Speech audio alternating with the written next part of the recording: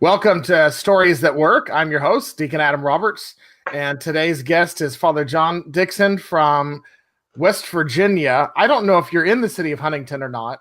We are. Okay. And you might be a little more famously known because of how close you are to a well-loved monastery. Yeah, we're about maybe 35 minutes from Holy Cross Monastery, so it's the jewel of our area for sure. Yeah. I love visiting there. I've got a friend there, and if you've never been to that monastery, Holy Cross of the Hermitage, man, it's an amazing experience. I highly recommend it. It's worth the drive, sure.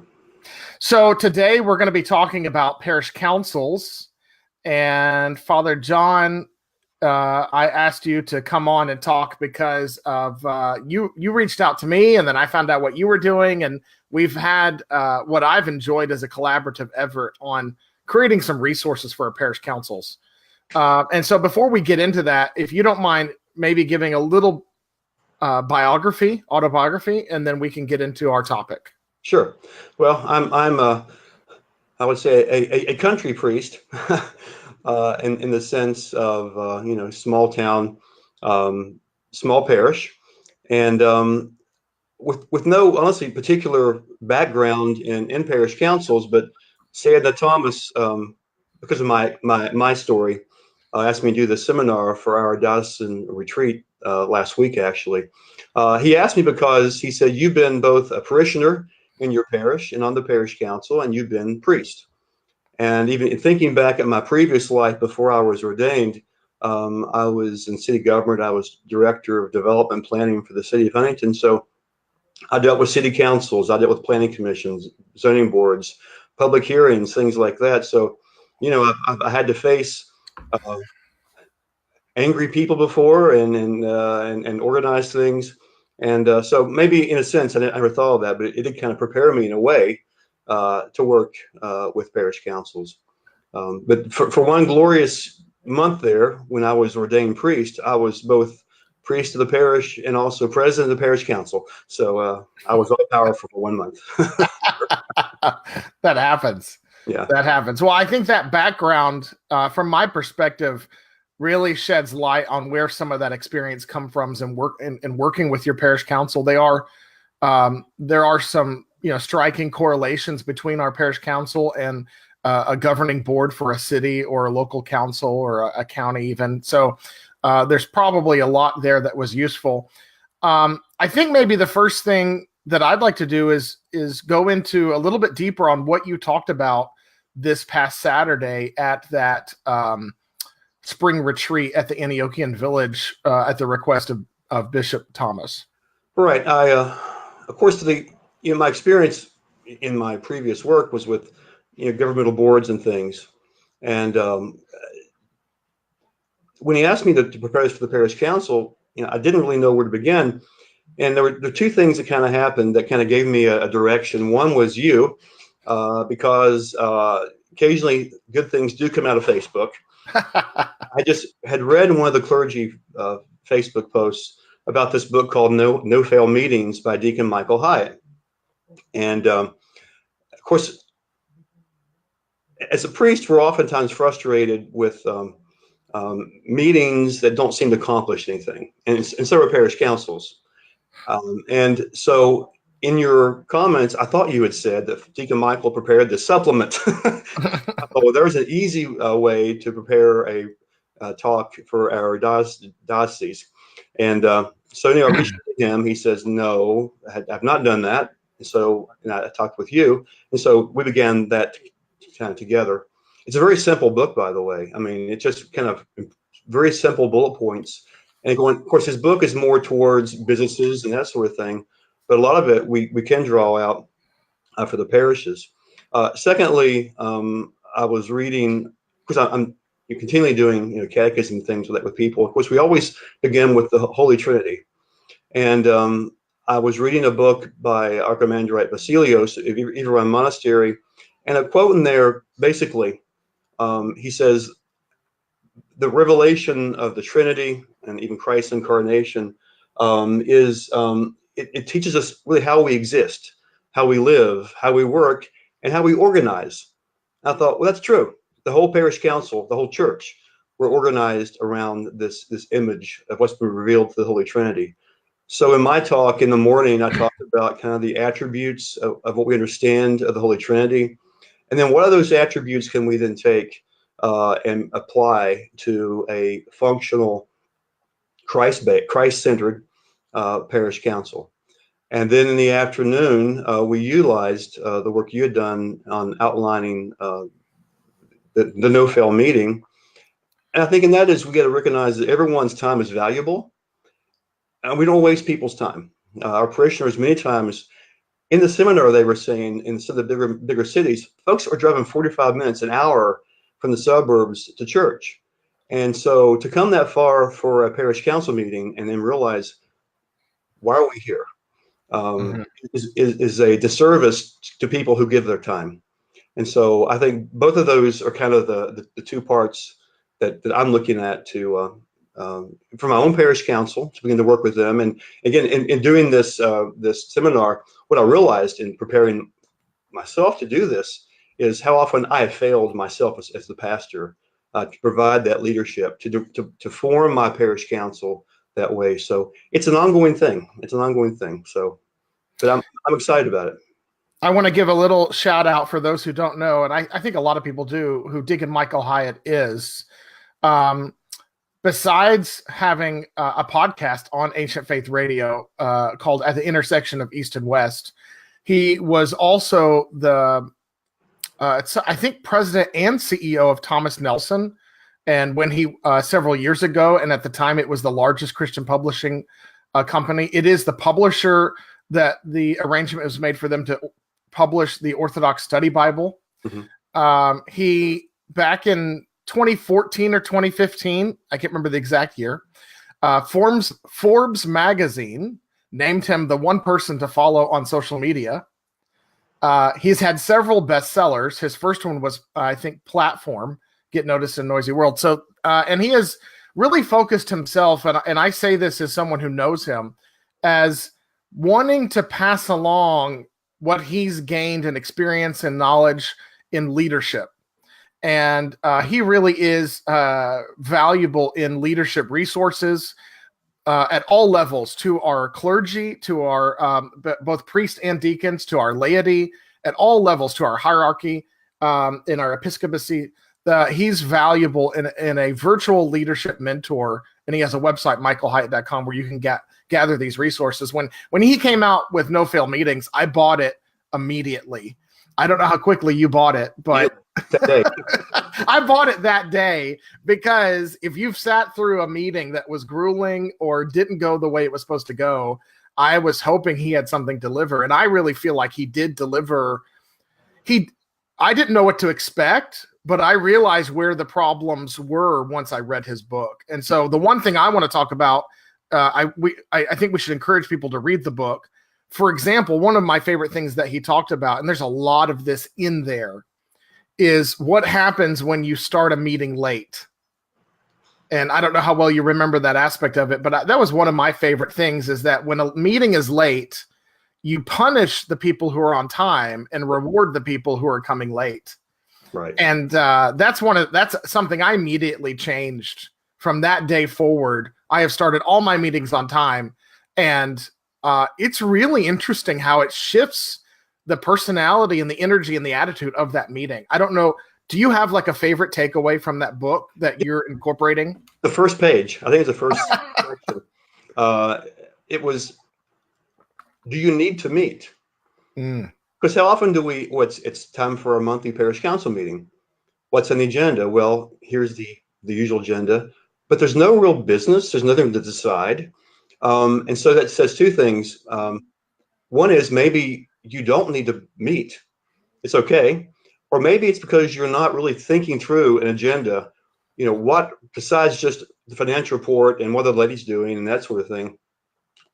What's the ministry of the church? What are we missing here that we're letting just kind of slide by the wayside? So again, I think it takes, this whole book makes me think every month when we have the parish council meeting is, what are our priorities? What needs to be done? Instead of just showing up and let's go through the motions again.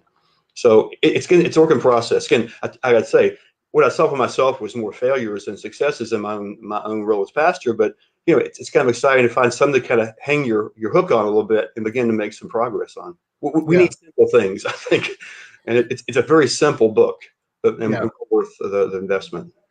Yeah, it was much easier to apply his advice than I expected. He gets right to the heart of it. Quite concise. It's not really that thick of a book because there's no pretense. He cuts to the chase. Right. The second part I think we should talk about a little bit is something that you've already talked about, but that we both reached the same conclusion that we need to look at our structure of the church in terms of the clergy, the parish council, all this from the perspective of the Holy Trinity and how that can guide us. And so I was hoping you might spend a few minutes there on how that made sense to you and of looking at the Holy Spirit and looking at the parish council. I mean, not the Holy Spirit, the Trinity. Forgive that, but that the Trinity, the full Trinity, is present in the parish council. I think it's because the Trinity. Of course, you can't just limit the Trinity. We all know that, and its his attributes. But the fact that there is order, there is structure, there is activity, there is hierarchy, there is equality. All these things that can be applied directly to what the parish council does, and I think that. Especially, we discussed this at our seminar, this vision of the parish council as a board of directors as opposed to a council. And is it, as we discussed last week, is it just a fiduciary board body, or is it a ministry?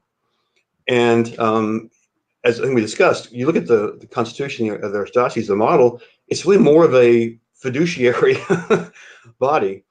And again, if we look at the bigger picture of modeled on how Trinity is structured, it's a ministry, and what the parish council does is not extra ecclesial. It's not outside the church, and we act that way sometimes. That we're the board.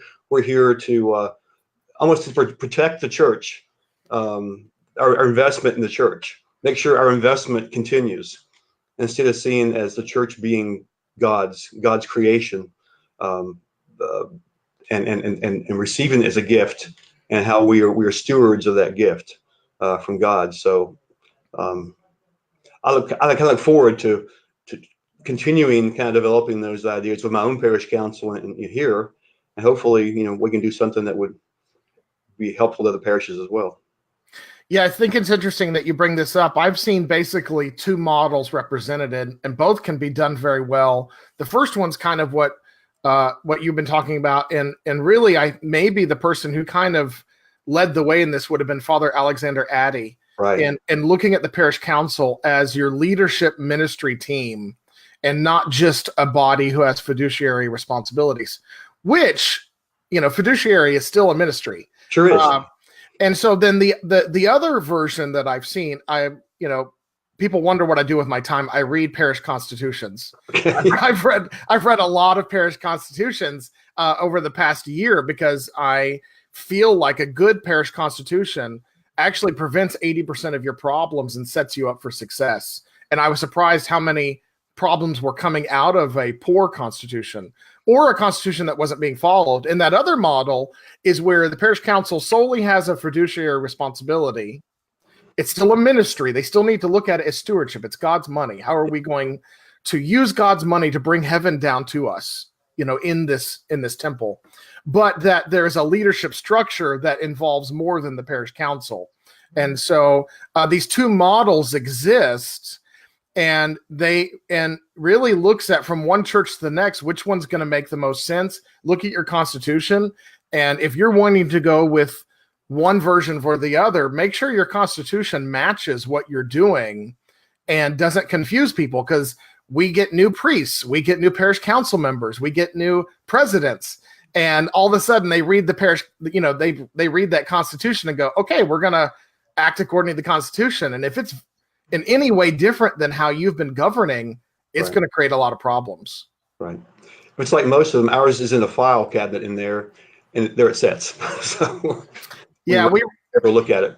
Yeah, we received a new priest a couple of years ago. My father-in-law retired, and I realized I had never read our Constitution, and it made me wonder. So I read it.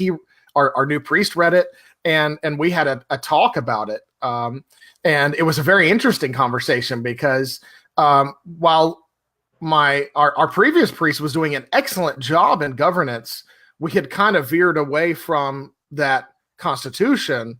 And all we needed to do was update it. It wasn't that they were doing anything wrong. It just wasn't reflecting how well and efficient our previous priests had done in governing things with our parish council. So I highly recommend. Things may be going great. Just make sure that's all reflected in the Constitution and bylaws. Right. Do you have anything else you want to say about parish councils? We're going to be, for those who are watching, we're going to be talking about this at our Archdiocese Convention, the Antiochian Archdiocese Convention in Grand Rapids on Tuesday of the convention. We're going to be going, I don't know if it'll be exactly the same, but we'll be doing parish council resources. Father John, you'll be joining me to talk about the supplement that we've created for the no-fail meetings. I'm hoping you'll speak for a minute about how there's the correlation between the Holy Trinity and the parish council. But if we have time for one more thing, what's kind of your parting words on parish councils? I think the people in parish council really want to do a good job, and it's really it's up to us to equip them to do that job. And I detect from my experience sometimes people's frustration. They join parish council, then they're not really sure why they're there. And so I think we owe our own people who take their valuable time to come to meetings, to serve in this ministry, to make sure that we equip them to serve and be successful at it. So that's what I'm hoping will come out of this ongoing kind of dialogue. Yeah, absolutely. I think you're right. And it's sometimes what we need in place is just that reminder of the most parish council members are trying to do a good job. And what does that job look like? Yeah. And some of them haven't received any guidance or training, and some of our clergy haven't received guidance and training and what that looks like. And so, starting to approach that with humility with our parish councils. And I'm seeing more and more parish councils do something in the form of leadership training, annual retreats, something that helps them realize they're a team, which is quite exciting. And I think the no-fail meeting thing also, he talks about, sometimes your boards, your meetings should be just social, fun. Go out for dinner, go out for, just a social conversation to build teamwork, to build the team. And we fail in that thing sometimes too. So. Yeah, I think that might be a novel idea that some of our parish councils should be having fun together. Be friends. Yeah, that's right. So, well, I really appreciate your time. I don't think we have any questions today. So just a couple of reminders. Father John and I have been working on the supplement to No-Fail Meetings by Deacon Michael Hyatt. That will be coming out in the next couple of months, and we'll release that. If you're not subscribed to the Missions and Evangelism website and our newsletter so that you get email updates, just go to missionsandevangelism.com. You can subscribe there. We're very focused and intentional in the emails we send out, so we're trying not to inundate you with lots of emails. I hope, Father John, you've noticed that we try not to bother you with and try to have very specific news that we're releasing. And that this summer in July at the Archdiocese, Antiochian Archdiocese Convention, we'll be showcasing this and some other resources that we've been talking about. We're going to go into a little bit more detail about the two parish council models we talked about and the pros and cons of each of those, and how which one of those makes more sense for your parish demographic. Yeah. Well, thanks for your ministry. We really appreciate it, Deacon. I appreciate everything you did this past Saturday at the Antiochian Village. I think you have a lot to offer with your background in city governance and city planning. So I really think this is such a gift that you bring to us. So thank you. Thank God. All right. And that'll be it for today. And next week, we'll be taking a break from Stories That Work. It will be Holy Week for all of us. We might have one or two small pop-up interviews that make sense. I'm working on some that deal with if it comes to fruition. I can't promise, but we have a couple of parishes that have higher than average attendance on Holy Friday and Holy Saturday. And that's what we really want our congregations to realize, what's happening next week. And so I'm hoping that we can have a pop-up session on that. But if that doesn't work out, then we know that we'll be focused on prayer and preparing for the death and resurrection of our Savior. Thank God. Thank you so much. Take care.